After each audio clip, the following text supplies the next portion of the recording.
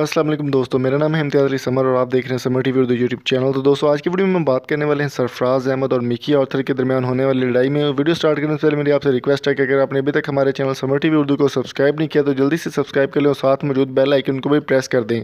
दोस्तों सरफराज अहमद और Mickey Arthur के दरमियान होने वाली लड़ाई उस वक्त शिद्दत इख्तियार कर गई जब बात गाली गलौज तक जा पहुंची और उन्होंने ड्रेसिंग रूम में काफ़ी हद तक एक दूसरे के साथ बदतमीज़ी भी की।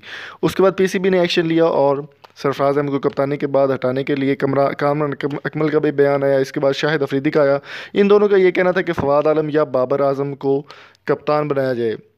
बाबर आजम जो कि इस वक्त बहुत फॉर्म में और बहुत अच्छी तरीके से परफॉर्मेंस दे रहे हैं और टेस्ट के लिए वो इस वक्त फेवरेट माने जा रहे हैं टेस्ट के कप्तान बनने के लिए।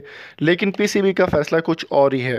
वो फैसला मैं आपको बता देता हूँ कि क्या फ़ैसला किया है। पीसीबी की जानिब से एक बहुत बड़ा नाम जो सामने आ रहा है उसको कप्तान बनाने का फ़ैसला कर लिया गया है, जो कि जल्दी ही अनाउंस कर दिया जाएगा। यासिर शाह को कप्तान बनने के लिए फेवरेट हैं इस वक्त और उनको जो पोल किए हैं उन्होंने काफ़ी सारे लोगों की उम्मीदें भी हैं, एक्सपेक्टेशंस भी हैं कि यासिर शाह को कप्तान बनाया जाए पाकिस्तानी टीम का, टेस्ट का कप्तान। T20 फॉर्मेट में सरफराज अहमद ही कप्तान रहेंगे, लेकिन टेस्ट में सरफराज अहमद जो कि परफॉर्मेंस नहीं दे पाए और हर बार वो 0 पर आउट हो गए हैं, 2 बॉल्स खेल कर आउट हो गए हैं। सरफराज अहमद को कप्तानी से टेस्ट की कप्तानी से फारिग किया जा रहा और यासिर शाह इसके लिए फेवरेट हैं इस वक्त और जल्दी ही उनके नाम जो पीसीबी की जानिब से अनाउंस कर दिया है। एहसान मानी का ये कहना है कि पीसीबी ने ये फैसला किया है कि सरफराज अहमद को कप्तानी से हटाकर यासिर शाह को कप्तान बना दिया जाए।